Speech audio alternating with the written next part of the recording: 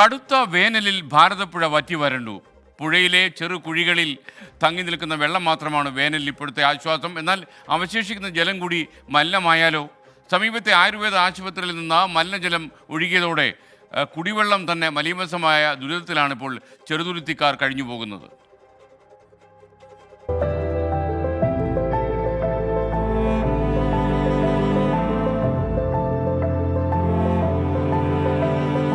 വേലി തന്നെ വിളവ് തിന്നുന്നതാണ് ഭാരതപ്പുഴയിൽ നിന്നുള്ള ഇക്കാണുന്ന കാഴ്ച.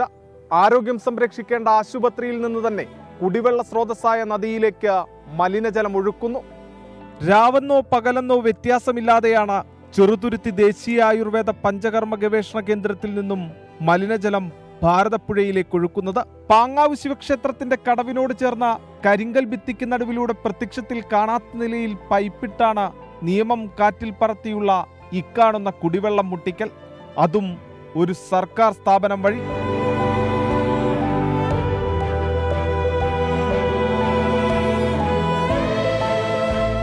ഭാരതപ്പുഴ വറ്റി വരണ്ടതോടെ പുഴയിൽ വെള്ളം കെട്ടി നിൽക്കുന്ന ഇടങ്ങളിൽ നിന്ന് ചാലുകീറിയാണ് ഷൊർണൂർ മുനിസിപ്പാലിറ്റിയിലേക്കുള്ള പമ്പിംഗ് സ്റ്റേഷനിൽ വെള്ളം എത്തിച്ചിരുന്നത്. ഈ ചാലുകീറിയ ഭാഗത്തേക്കാണ് മലിനജലം ഒഴുകിയെത്തുന്നത്. ഇതോടെ ഷൊർണൂർ മുനിസിപ്പാലിറ്റിയിലെ ജനങ്ങൾക്ക് ലഭ്യമാവുക മലിനജലം കലർന്ന വെള്ളമാകും. ഭാരതപ്പുഴയിലേക്ക് ഇവിടെ വേസ്റ്റ് വെള്ളം കണ്ടമാനം ഒഴുകി വരുന്നുണ്ട്. എവിടെ നിന്നറിയില്ല, ഈ പഞ്ചകർമ്മയെന്നാണ് വരുന്നതാണ് നമ്മുടെ അഭിപ്രായങ്ങൾ പറയുന്നത്.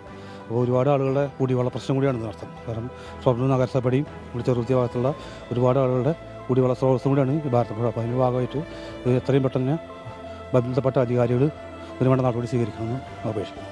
ക്ഷേത്രത്തിൽ ബലിതർപ്പണത്തിനെത്തുന്നവർ സ്നാനം നടത്തുന്നതും അതോടൊപ്പം പ്രദേശവാസികൾ കുളിക്കുന്നതും മലിനജലം ഒഴുകിയെത്തുന്ന കടവിലാണ്. വേനൽക്കാലത്ത് പ്രദേശത്ത് വെള്ളം വറ്റിയതോടെയാണ് പൈപ്പിട്ട് മലിനജലം ഒഴുക്കിയ വിവരം പുറത്തറിയുന്നത്. ആശ്രയമാകുമെന്ന് കരുതിയ ജലസ്രോതസ്സിലേക്ക് മലിനജലം ഒഴുകിയെത്തിയതോടെ വേനലിൽ ഇനി എന്തു ചെയ്യണമെന്നറിയാത്ത അവസ്ഥയിലാണ് പ്രദേശവാസികൾ. അസഹനീയമായ വേനൽ ചൂടിൽ ഓരോ തുള്ളി വെള്ളവും പ്രധാനപ്പെട്ടതാണ്. നിരവധി കുടുംബങ്ങൾക്ക് കുടിവെള്ളമാകേണ്ട ജലസ്രോതസ്സിലേക്കാണ് ഇങ്ങനെ മലിനജലം ഒഴുകിയിറങ്ങുന്നത്. ക്യാമറാമാൻ ബിനേഷ് ബാബുരാജിനൊപ്പം സൂരജ് സജി, 24.